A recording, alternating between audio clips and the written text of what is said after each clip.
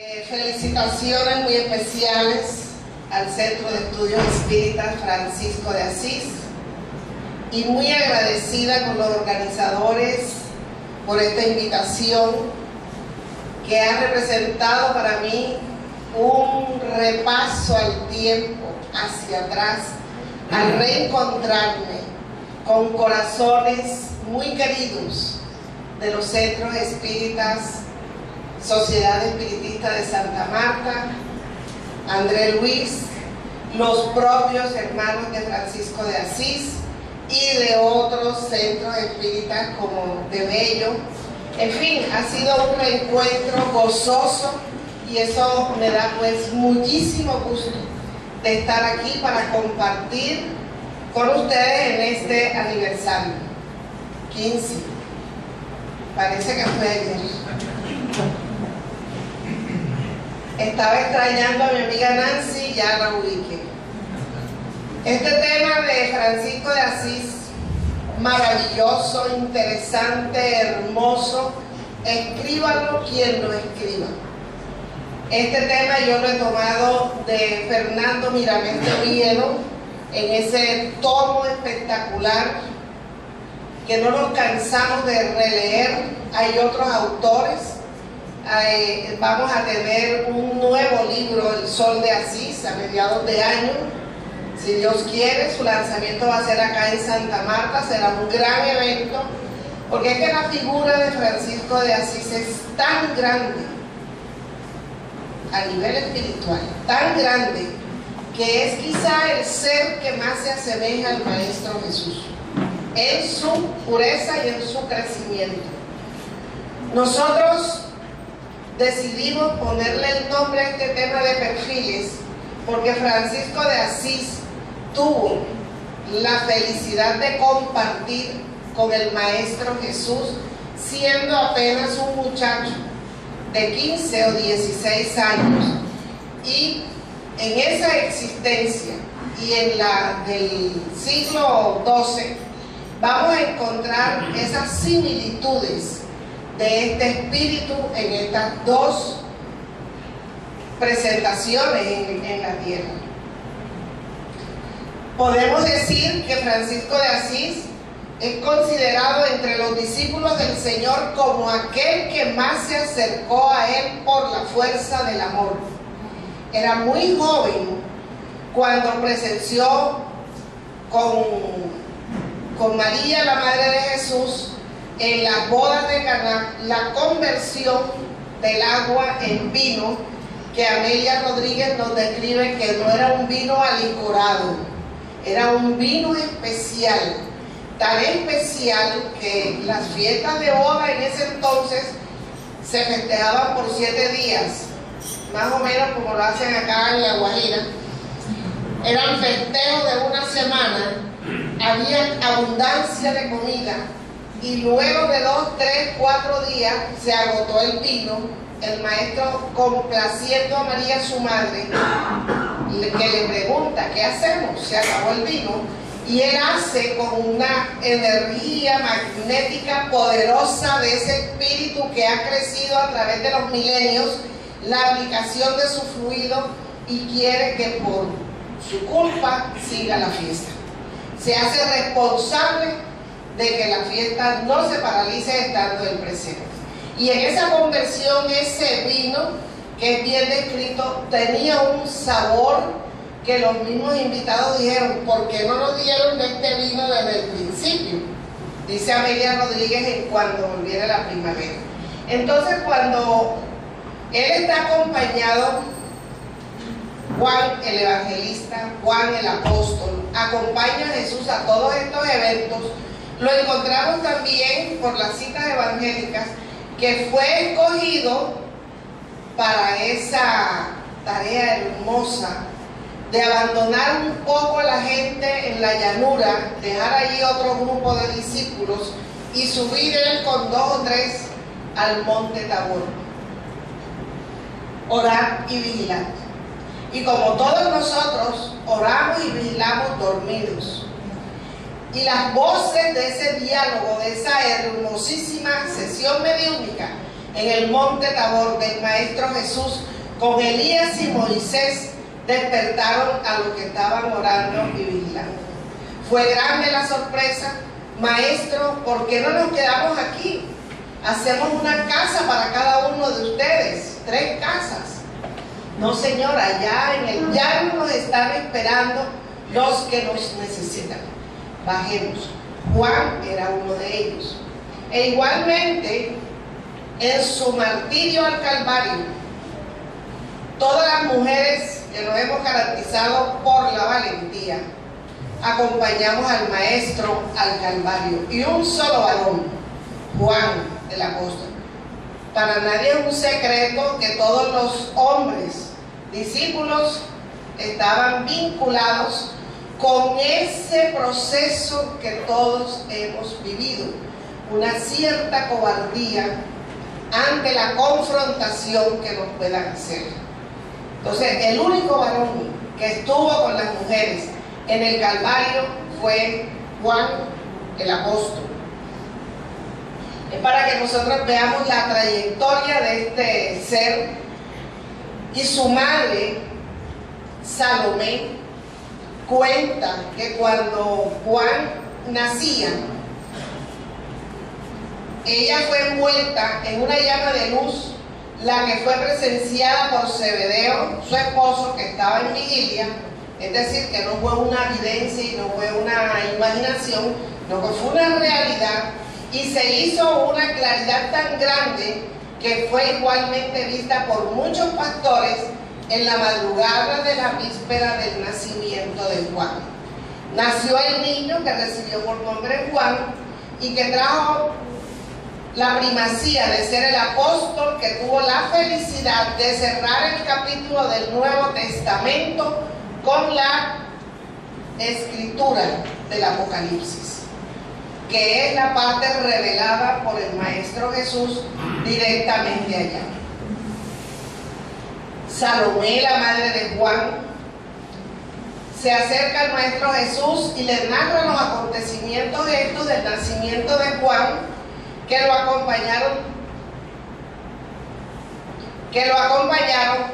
percibiendo ella como madre que su hijo traía una gran misión, y pidió con humildad para que él bendijera a sus hijos, a él y a Santiago, y que también ellos, cuando estuvieran en la parte espiritual, el uno se sentara a la derecha y el otro a la izquierda de él.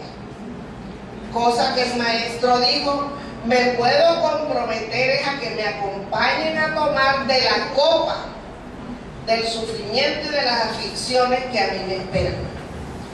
Los puestos los decide mi Padre Celestial. Y tenemos incluso muchas otras versiones. En el libro Universo y Vida del Espíritu Áureo, él explica este espíritu, que ya esos puestos estaban decididos. Juan el Bautista por su férrea autoridad y María su madre por su dulzura, que equilibraría esa personalidad fuerte de Juan el Bautista. Pero entonces él no les dice eso, sino si me acompañan y están en capacidad de asumir todas las dificultades en esa copa que yo tengo que experimentar. Juan creció en habilidades, en virtudes, en conocimiento, experimentó el hambre, muchas veces sin amedrentarse. Sintió en la piel las llagas de las diferentes enfermedades sin desanimarse. No hizo reparos en la ropa de su apostolado sublime, pese a la misión que él traía, a lo grande que él era, como un espíritu que reencarnaba con una misión. Fue físicamente y espiritualmente el más humilde. Solo tenía en su mente el amor. Cuando supo que Santiago, su hermano, ya después de la partida del Maestro Jesús, que su hermano había sido muerto de una forma cruenta por los apóstoles, en vez de quedarse abatido, se plegó a los ideales de su hermano. Es decir, tomó coraje, tomó fuerzas de orden moral para continuar con la tarea y con la misión que él había asumido. nos dice el autor que él sintió dentro de su pecho un grito del corazón, mandándole que él siguiera adelante con la tarea y con los compromisos que habían asumido. Cuando fue avisado de la partida de Pedro en Roma, que fue crucificado, porque él pidió que fuese con la cabeza hacia abajo, y que sus verdugos después quemaron su cuerpo, cuando él supo todo eso, en vez de tener furia contra los enemigos, se incorporó en él una fe mucho más poderosa que le daba a él todo el auge que él necesitaba para seguir adelante con su misión. Cuando llegó la noticia de que Pablo de Tarso, en las afueras de Roma, había sido decapitado, él también allí sintió una sacudida y el compromiso en él aumentaba. Y nos vamos dando cuenta cómo los apóstoles, uno a uno, iban siendo martirizados, eliminados, y la misión iba recayendo en todo el corazón, en todas las espaldas, en toda la mente de Juan. Él continuaba incorporando fuerzas y a las virtudes, a los dones y al amor de los que se santificaban en nombre de Jesús. Desde ese día Juan se transforma en un imán energético, atrayente de los hombres que tenían en sus vidas mucho dolor y necesitaban de mucho consuelo. Él comenzó a utilizar la palabra esclarecedora de las enseñanzas del Evangelio como el arma con la cual iba a conquistar esos corazones. Nosotros no nos podemos demorar mucho en esta parte que es hermosa de verdad, su unión con María cuando la viene a buscar. María, después que el maestro se despide, se va a la familia de José, tiene mucha nostalgia, muchas añoranzas, y Juan, donde estaba, sabía que había recibido un gran legado cuando el maestro en la cruz le dice: he ahí a tu madre. Entonces él, llegando a Éfeso, después de varios meses y años, consigue un donante para una casa, y él recuerda que tiene una madre, la va a buscar, la trae a Éfeso, y allí fundan esa iglesia en donde María, un ser espiritual del más alto quilate, aprende el Evangelio, porque ella no fue discípula, ella no era seguidora de Jesús. Ella aprende después del martirio que su hijo traía esa misión, y es cuando aprende los evangelios junto con Juan, y en esa iglesia ella no solamente predica, sino que impone sus manos, curando a muchísimos enfermos.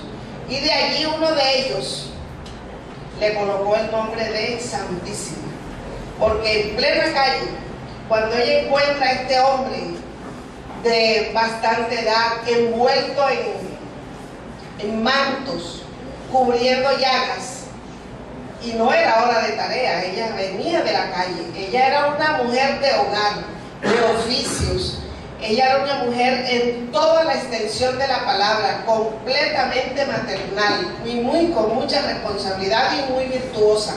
Cuando ella encuentra a este hombre y se da cuenta que este hombre está sufriendo, solamente le impone las manos, hace una oración y el hombre queda sanado, y él le pone María Santísima. Entonces, después que María, la madre de Jesús, que en el libro La Buena Nueva, Humberto de Campos, en su último capítulo, nos describe cómo fue esa desencarnación hermosa, que el mismo Maestro Jesús la recibe, Juan entonces se transforma definitivamente en el andariego de Jesús. Es decir, se fue su madre, él queda solo con esa responsabilidad. Alimentaba una alegría íntima, como si tuviera un sol clavado en su corazón. Sentir eso es de un ser muy amplio, muy grande, de muchas virtudes y de muchas cualidades. Dormía en plena naturaleza y se sentía como si estuviera en la mansión espiritual. Para él la naturaleza era su casa. Y lo vemos también en el libro Trigo de Dios, en el análisis que él hace del Padre Nuestro, como él recostado en una grama húmeda por el rocío, viendo la noche estrellada, recuerda al Maestro y sus enseñanzas. En esos momentos Roma vivía varias misiones en búsqueda de Juan. Era el único que quedaba. Había que encontrarlo y acabarlo con fuego. Entonces tenían varias brigadas de búsqueda y muchos en secreto lo procuraban hábilmente como una presa. Había muchas recompensas en ese caso, para que en un momento determinado le dieran el golpe mortal y liberar a Roma de ese yugo incómodo, porque él era la verdad. Entonces quedaba esa piedrecita en el zapato del imperio. Sus discípulos fueron principalmente Policarpo, Papias, Ignacio y Patius. Ellos heredaron del maestro de Éfeso, de Juan, el amor más profundo. En verdad fueron millares de seguidores que testimoniaban el aprendizaje de Juan Evangelista. Es decir, era un predicador con el corazón, con el amor. El ejército romano esperaba el momento oportuno para capturar a todos de un solo golpe, es decir, a Juan y a sus seguidores, los más cercanos y los que estuvieran en ese momento con él. Cuando se habla del águila, sabemos que estamos hablando del estado gubernamental del Imperio Romano. El águila volaba hacia el ataque mortal sobre Juan, pero los centuriones no percibieron que por encima del águila de Roma, los pájaros de los cielos vigilaban a los misioneros de Cristo. Y se da un hecho mediúnico, características especiales de grandes efectos. Cuando fue apresado y enviado, aquí hay algo que no aparece. Cuando los centuriones disparan, estas aves o estos seres espirituales disparan también sobre esta cantidad del ejército de Roma, pero no con balas, con rayos, tormentas, los privan un rato, todos quedan tendidos y ellos son rescatados inmunes, totalmente ilesos de estos ataques. Y cada cosa que sucedía por aprender a Juan, había una intervención del mundo espiritual para que él siguiera adelante, porque el Maestro Jesús le había dicho: espérame hasta cuando yo vuelva. Le había dicho a todos: él no morirá. Y eso era como una cuestión sin solución, sin explicación. Entonces, cuando Juan al fin es apresado y es enviado a la isla de Patmos, isla griega, él aceptó, fue obediente, encontró una isla estéril, sin alimentos, sin comidas, totalmente árida, pero él se sintió feliz. Era naturaleza, había agua, habían peces, habían pájaros, él dialogaba con ellos, y aquellas orillas del mar que rodeaban la isla se llenaban de cardúmenes que parecía que lo escucharan cuando él les hablaba.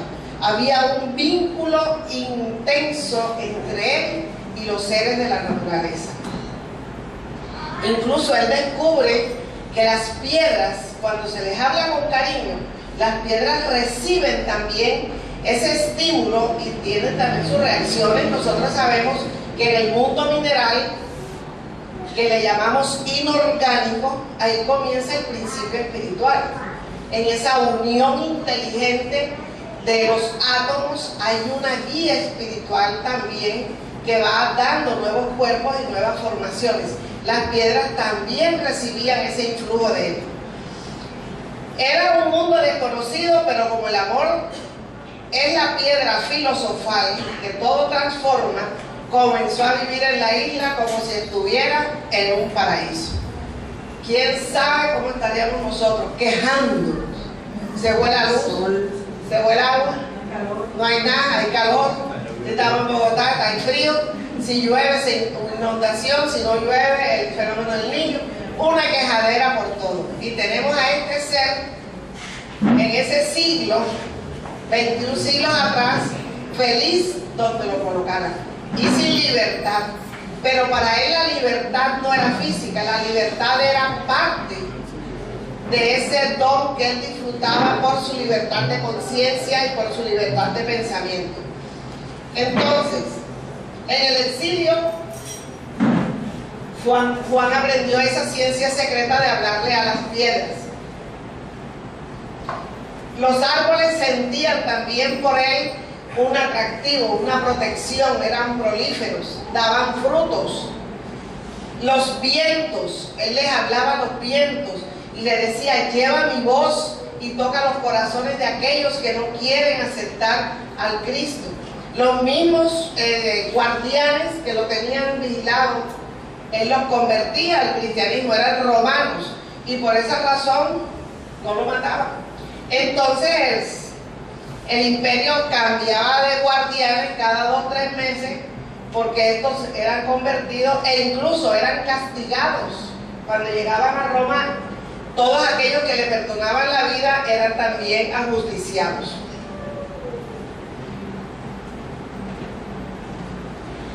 Dialogaba con el viento, ya lo vimos.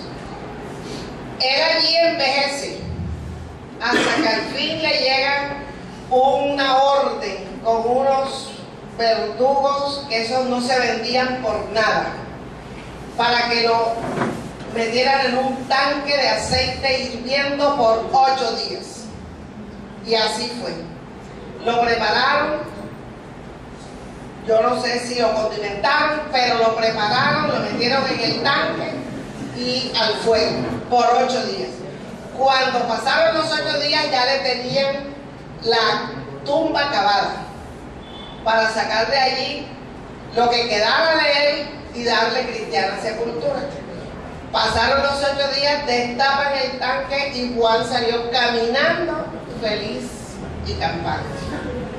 Entonces estamos viendo allí otro fenómeno mediúnico casi que inexplicable, porque ese aceite o esa ropa o lo que él tenía fue preparado con algún elemento especial desconocido hoy por nosotros, pero el calor no le afectó. Y él estaba acostumbrado a hacer sus dietas, sus ayunos. Lo importante era predicar el mensaje del Evangelio con amor, dar caridad y esclarecer. Era su misión. Quizá no se acordaba como nosotros pues de la comida. Él decía constantemente: yo no estoy solo. Él era visitado por los demás elevados espíritus que tenían la responsabilidad de dirigir la tierra. Él no estaba solo. El mismo Maestro Jesús, los compañeros que habían, sus hermanos, aquellos que habían padecido la tortura y la muerte física, allí llegaban y lo consolaban. Y él era un medium excelso. Él percibía todo aquello, y con ese intercambio y esa mutación de fluidos y de energía y de mensajes y de consejos y de fortaleza, permaneció allí tranquilo. Juan era llevado en espíritu a todas las iglesias nacientes, es decir, dormía y él era acompañado por todos ellos y llevado en espíritu a visitar las iglesias, que eran 7. Entonces nos dice el autor que Cristo puso a Juan en esa pequeña isla como si él fuese un barco en el Mediterráneo, para que él pudiese hablar, sí, por su intermedio, de las cosas que habrían de ocurrir. Y hemos encontrado aquí la revelación del Apocalipsis. Llegaron entonces esas órdenes expresas de Roma para que el viejo cristiano fuese muerto, y yo hablé de eso. La mansedumbre del apóstol de Cristo provenía del centro energético del Espíritu a través de los conductos transitables del amor. ¿Cómo podemos entender esto? ¿Cómo lo podemos entender? Nosotros tenemos centros energéticos, muchos, 7 principales, y esos centros energéticos están conectados a nuestros plexos, y esos plexos a nuestros meridianos. Pero si la energía que nosotros, con la cual nos alimentamos, mantenemos el equilibrio de esos centros energéticos, y esa energía es la del amor, nosotros estaríamos facilitando que esos fluidos amorosos, esos fluidos especiales, depurados de la espiritualidad superior, transiten por todo nuestro ser y nosotros así poder irradiar y brindar igualmente esos fenómenos que podríamos considerar de sanación, de curación, de equilibrio, que con algún esfuerzo nosotros hacemos con nuestros pases o fluidoterapia. Él, cuando ya termina saliendo vivo y campante de ese cocimiento, los mismos verdugos se convencen, se convierten y entonces le entregan ropas de un soldado, ropas viejas, y le piden que se rape la cabeza, que se cambie el nombre, y lo van a liberar y lo llevan nuevamente a Éfeso. Y le dicen a la gente acá del imperio: murió, no quedó nada de él. Él viene entonces a Éfeso, donde tenía su iglesia. Él no puede presentarse a la iglesia como Juan el apóstol, sino con el seudónimo de Padre Francisco, que fue el nombre que adoptó con los verdugos estos. Entonces este hombre viene nuevamente, dice que él vuelve. Ellos sugieren el nombre de Francisco, que era una regla para vivir en forma de que todo quedara bien. Hijos míos, os daré un consejo, él cuando se despide de estos señores, una regla para vivir: amad a Dios por sobre todas las cosas, con todo vuestro corazón, y al prójimo como a vosotros mismos.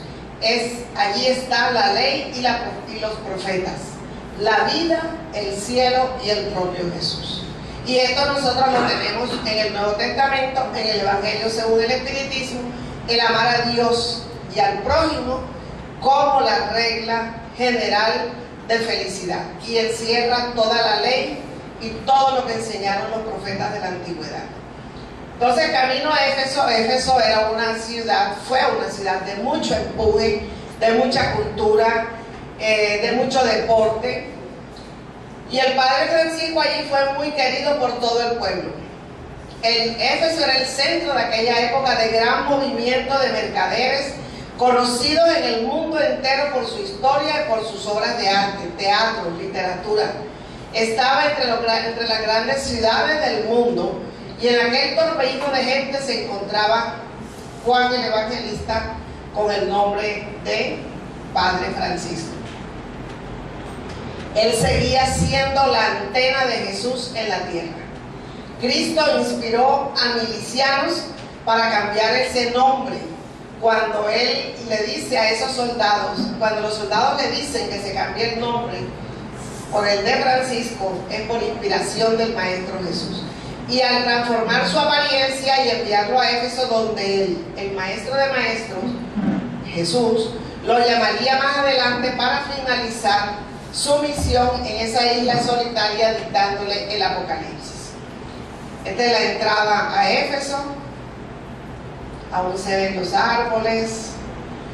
Conocía profundamente la historia del viejo continente, poseía datos concretos sobre la geografía del mundo, la astronomía lo fascinaba y describía con encanto las bellezas del cielo. Hablaba correctamente 4 lenguas y varios dialectos, y lo que más interesaba a los hombres de negocios era su educación humana, engrandecida con el amor más puro que conociera Éfeso. Era culto en varias facetas, y además era amoroso, moralmente un ejemplo. Patius, uno de sus discípulos, pasó a servir de instrumento para que Cristo hablase con Juan en la isla de Patmos. Cristo envió a través de Juan mensajes a las 7 iglesias de Asia: Éfeso, Esmirna, Tiatira, Sardis, Filadelfia, Pérgamo y Laodicea. En cierta ocasión, en altas horas de la madrugada en Patmos, escuchó a Cristo decirle con insistencia: Juan, ve a Éfeso y después ven a conversar conmigo, que la paz sea contigo. A Juan le dio un pálpito: este llamado parece que ya me voy a despedir. Y cierta noche en Éfeso, Le pidió a Patrius que lo llevara al templo cristiano para despedirse de los compañeros personalmente. Él presentía que estaba ya en sus días finales. Allí bendecía las aguas e imponía las manos. Aquella noche quiso hablar, ya no de lo que hacía en público, por orden de la divina providencia. La iglesia estaba llena, sería el último día que el padre Francisco estuviera en la iglesia. Fue su último discurso. El guía espiritual de esta ciudad de Éfeso, llamado Estoulo, se encargó de enviar mensajes, espiritualmente hablando, a los guías de todos los cristianos que fueron registrados intuitivamente. E intuitivamente sintieron la orden y asistieron. Éfeso fue escogida para finalizar el Evangelio de la vida. Aquí tenemos la biblioteca en ruinas y dentro tenemos el listado de los grandes hombres que allí estuvieron escribiendo sus obras para la humanidad, entre ellos Platón. El padre Francisco fue llamado a la patria espiritual después de un siglo. El hijo del comerciante de Éfeso pasó a vivir con él, renunciando a su reinado de abundancia para acompañar al padre Francisco en su caminata de caridad. Vivía en la más pura simplicidad y en la más rigurosa higiene. Patrius no demoraría mucho tiempo en la tierra, pues después de la partida de su maestro. Y en una caída que tuvo se fracturó el cráneo. Y cuando vinieron a socorrerlo, el que ya se encontraba junto al apóstol sonriendo y bendiciendo a toda la familia. Es decir, tuvo una sanación espiritual directa. El padre Francisco en esta última prédica que va y se despide y está agotado, ya ha recibido, realmente ha recibido todas las revelaciones para el Apocalipsis. Él en esta última prédica, al caminar dentro de la iglesia para retirarse a sus aposentos, va imponiendo las manos, y uno de los presentes estaba lleno de llagas de una enfermedad dolorosa y es curado. Este señor siente en su corazón esta cura y él se dice a sí mismo y se promete a sí mismo que si algún día él pudiera tener un hijo, a ese hijo le llamaría Francisco. Entonces Francisco vuelve a la tierra y desciende en medio de una enorme matanza de persecuciones en un palco nefasto de odios y de venganza. Entonces aquí nos estamos refiriendo a esas guerras, entre comillas, santas, organizadas y programadas por la Santísima Iglesia Católica, Apostólica y Romana, en donde aquellos que no estuviesen de acuerdo con los intereses de quienes dirigían la iglesia eran ajuiciados a través del santo oficio de la hoguera o de la Inquisición, y los jóvenes eran estimulados a formar parte de las filas de estas cruzadas, en donde tendrían que ir a defender ante los turcos, ante los musulmanes y ante toda esta gente que estaba en contra del cristianismo, la posesión del Santo Sepulcro. Las cruzadas eran comandadas por hombres crueles, y los grandes misioneros, de los cuales Francisco de Asís era el más lúcido, equilibraban el mundo doctrinario, no permitiendo desaparecer la fe en Dios. Es decir, él forma parte de una cruzada creyendo que va a defender los postulados de Cristo, la enseñanza evangélica, y muchas veces, como él nació en una cuna noble, él practicó las artes de la espada. Él nunca se vio usando esa espada para asesinar a ningún hermano. Lo hacía como juego, y había un compañero de otras existencias, Shaolin, que era un francés, un niño dotado también con una memoria fotográfica, que todo lo que oía o leía le quedaba grabado y lo podía repetir exactamente por extenso que fuera. Esto atrajo la atención de un político romano que lo trae a Roma y luego que muchas personas lo visitan para ver las dotes del niño. Cuando él regresa a Francia y pasa por Asís, ahí se queda, se reconoce con Francisco como si hubiesen sido viejísimos amigos y con él practican los juegos nobles de la defensa de la espada y ambos son convocados a una cruzada. Entonces ellos van a esa cruzada y lógicamente eran espíritus muy superiores y regresan. Ellos allí son acorralados y son llevados presos, son llevados a la celda, torturados a un árbol, a latigazos, martirizados. Y Francisco era un niño frágil, no digamos débil, frágil. Y allí cogió la tuberculosis, que en ese momento no se conocía el diagnóstico del bacilo de Koch. Él coge la tuberculosis, sus pulmones no le dan más y afortunadamente las leyes romanas sí prescribían la protección a los ciudadanos. Entonces ahí lo colocan en libertad porque su estado de salud pues así lo exigía. El gran discípulo de Cristo en espíritu, antes de su reencarnación, visita todos los barrios de la metrópolis. Parecía el sol visitando la tierra en un día nublado, reflejando sus rayos dorados. No nos podemos detener mucho porque el tema de verdad se da como para una semana de estar hablando de Francisco de Asís. Fueron muchísimas las experiencias maravillosas que él nos legó. Sale del Senado, se confunde con el pueblo, registrando sus ideas y opiniones de política, de religión, de la vida. Bueno, avanza un poco y se encuentra en la casa de San Pedro, en el Vaticano, donde ve al Papa durmiendo bajo carísimas mantas y rodeado de lujo, confort y guardias que velaban por la seguridad del principal jefe jerarca de la iglesia. Él entra incluso a la habitación del Papa y se da cuenta de que el Papa está rodeado de unos espíritus todos agresivos, burlones, oscuros, tenaces, unos obsesores. Eran los que realmente mandaban toda esa colonia de espíritus. Y él se vincula hacia ellos y entonces dice que toca con las puntas de su dedo la región del cráneo, el Papa Urbano II, y percibe que esas entidades de las sombras se esconden en un castillo en márgenes del Golfo Taranto y de allí emiten fuerzas negativas que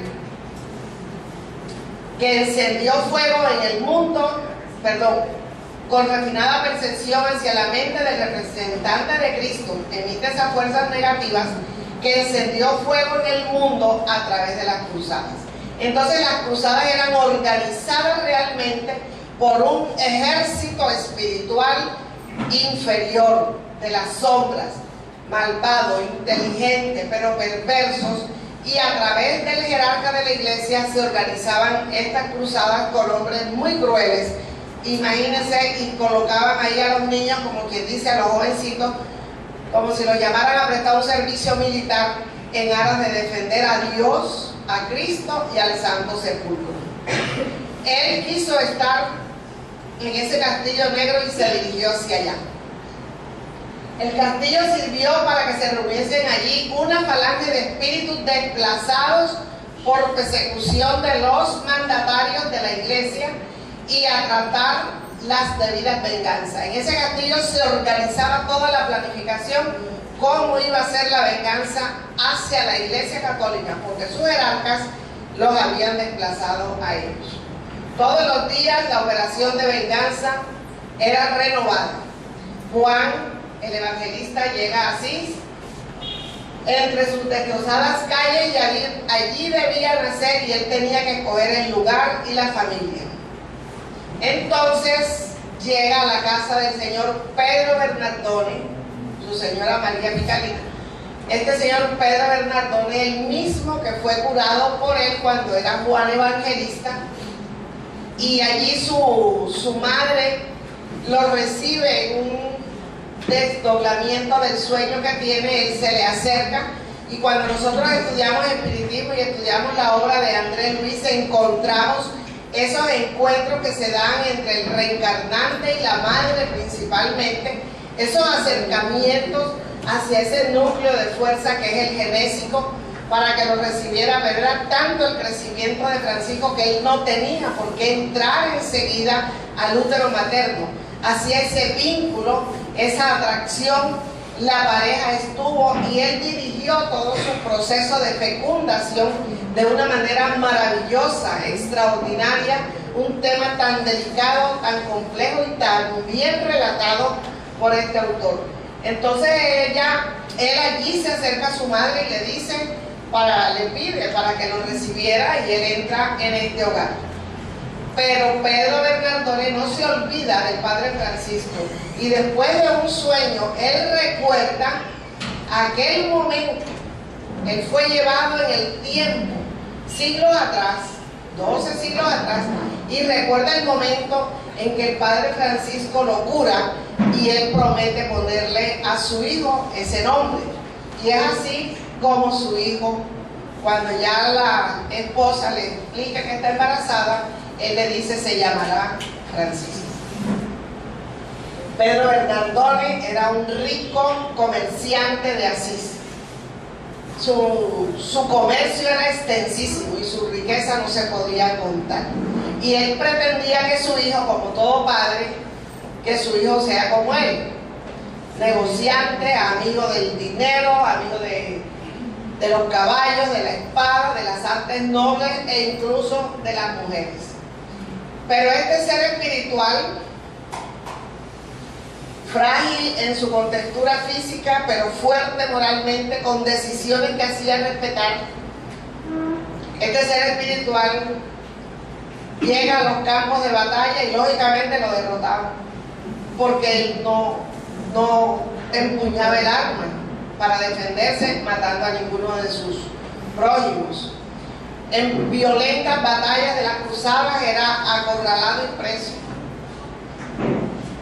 Y bien dispuesto pensó, digo, ahora sí, ya quiero alistarme para la cruzada, siempre y cuando el objetivo sea defender el Santo Sepulcro, no como el Santo Sepulcro físico, sino como el nombre de Cristo, su enseñanza y su amor. Pero él escucha una voz que reconoce, una voz que se le acerca en los momentos de su descanso, que dormía poco, pero en los momentos de su descanso escuchaba esa voz que él reconocía: Francisco, construye mi iglesia. Y esta repetición de esa orden suave lo llevó a él a entender que la iglesia de San Damián allí en Asís necesitaba ser reconstruida, y comienza entonces a buscar los recursos. Su padre se molesta, su padre lo deshereda, su padre lo encierra en el sótano de la casa hasta que él aprenda a obedecer. Lo latiga la madre, la nodriza que lo cuidaba, todo el mundo lloraba de ver esa situación, pero él no reaccionaba. Manso y humilde, aceptaba todo ese proceso. Su amigo Shaolin, que quería verlo, lo fue a buscar. El señor Pedro lo atendió, le dijo, no, él se fue de viaje, no ha vuelto. Lo negó. Sin embargo, él continúa su tarea y él sigue buscando la manera de divulgar con su palabra y con un equipo de franciscanos, de seguidores, cada uno con un nombre diferente, entre ellos Fray Luis, para que pudieran dispersarse y llevar el evangelio no solamente en toda Italia, sino en toda Europa.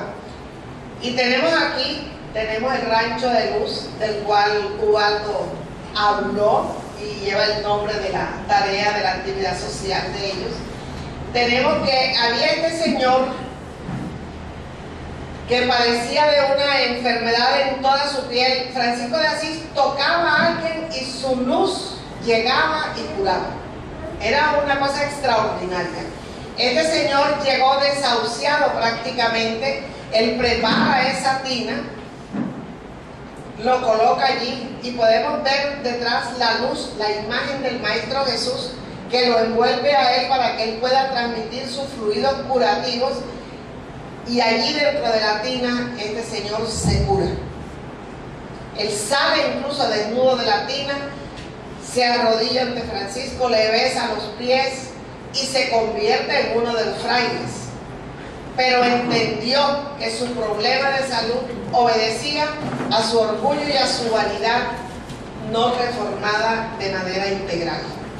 Cuando él percibe esto, él entrega los hábitos y vuelve a la vida, y en una meditación bajo un árbol, contemplando la noche, él le habla al Señor y le dice, ya él conoce al Señor Jesús, ya Francisco lo ha educado con respecto al Evangelio, y le dice, quiero que beses mi cuerpo nuevamente con esta enfermedad hasta cuando yo quede curado perfectamente del orgullo y de la vanidad. También tuvo un encuentro con el Papa, pero después que el Papa se negó tantas veces como pudo a través de los cardenales, porque él tenía una apariencia de harapiento, eso no podía ser nadie importante, sin sandalias o descalzo o con unas sandalias raídas, como fuera, no era. Y entonces el Papa escucha a los cardenales, no lo reciba. Bueno, entonces llévenle esta carta, díganle que otro día, que si él está interesado, insistirá muchísimas veces. No lo recibió, pero Francisco no se resintió. Nosotros más nunca volvemos. Entonces él esperaba que en algún momento el Papa lo llamara, y el Papa se enferma. Conociendo el Papa las maravillas, entre comillas, que hacía Francisco de Asís, le hace una pastoral, le hace una tremenda epístola humilde donde le ruega que lo venga a visitar. Y en esa pastoral Francisco viene y lo encuentra enfermo y abatido, y entre otras cosas le dice, te llamé para hacerte un pedido y moriré triste si no soy atendido. Manipulador, ¿cierto? Quiero que tú acompañes esta quinta cruzada. Imagínense, ya él se había dado cuenta en qué consistían las cruzadas. Y le responde de la siguiente manera a Francisco. Ya él sabía que esas cruzadas eran no más que poder, sangre, asesinatos, masacres. La posición de mando, de abundancia de cosas materiales y la intromisión en la intimidad de los hogares hicieron despertar las tinieblas de la prepotencia, del orgullo, del egoísmo y de la usura que dormían dentro de vosotros, a punto de formar un ejército de criaturas y enviarles a la guerra de reconquista de algo que no os pertenece ni tampoco a la iglesia.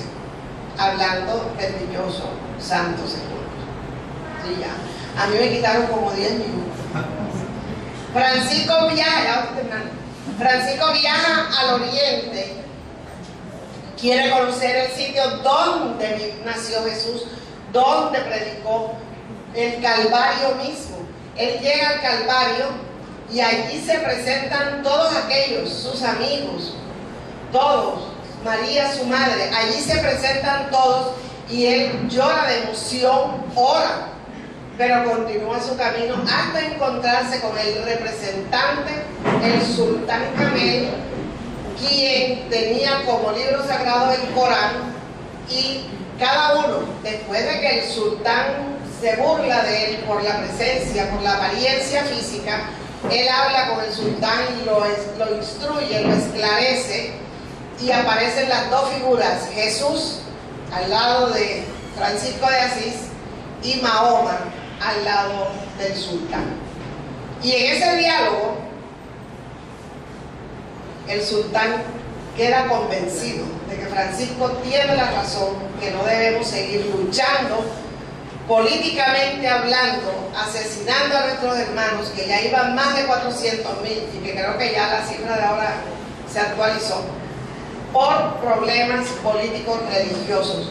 Cuando el Señor es uno, llámese como se llame, Dios, Alá, Jehová, como le queramos llamar, es uno, y los caminos que nos conducen a Él son el de amor, la paz, la armonía y la felicidad. En su vida hubo algo importante y fue la presencia de Clara.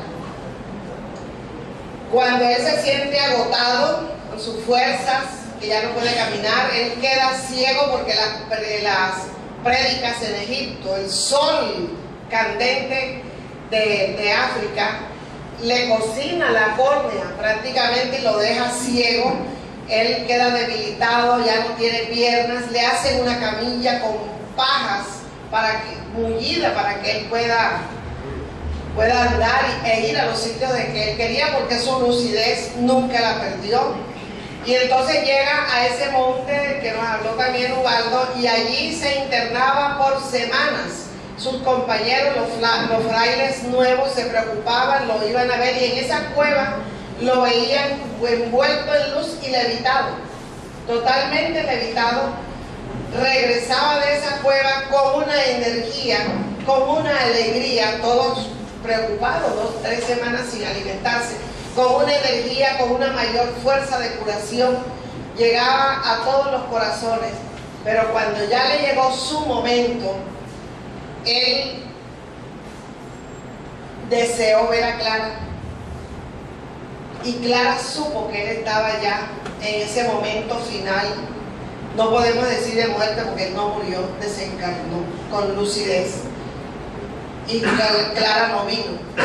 Él desencarna el 3 de octubre de 1226 o 25. Hay una duda en esa fecha de un año que ni quita ni pone. Sin embargo, él como espíritu es recibido directamente por el Maestro Jesús, y desde allá él mira y ve su cuerpo, ve a sus compañeros orando, como hacemos nosotros también con los nuestros. Él regresa, pero en su regreso él encuentra a una mujer envuelta en túnicas oscuras, pero con un corazón palpitante, que lloraba, y era Clara. Ellos tienen en ese momento un gran diálogo. Él se despide no solamente de sus compañeros frailes, sino también de Clara, y se entrega al Maestro Jesús, que vino directamente a recibirlo. El autor de esta obra, voy a hacer ya la última diapositiva, el autor de esta obra, Fernando Miramés de Oviedo, porque tenemos que saber de quién es la fuente, fue un español que vino a Brasil con la causa de los indios y de los negros, que eran siempre maltratados y marginados. Conoció el amor de Jesús, regresó a España a cumplir con aquel mandato: toma todo lo que tienes, véndelo, reparte entre los pobres y sígueme. Él fue e hizo eso y regresó. Y desde Brasil, dedicado a esta obra de los indios y de los negros, él desencarna y se convierte en el guía espiritual de Joao Nunes Maya, y a través de ese medium él ha escrito todas estas obras, especialmente ¿Quién fue María de Nazaret?, Ave Luz, Salud, La fuerza del pensamiento, El Evangelio de los Espíritas, Horizontes del habla, Seguridad mediúnica, Horizontes de la mente, Medios, y más, y más, y más. Mucho tenemos que agradecerle a este ser que desde la espiritualidad sigue brindándonos con sus obras mucho conocimiento. Muchísimas gracias.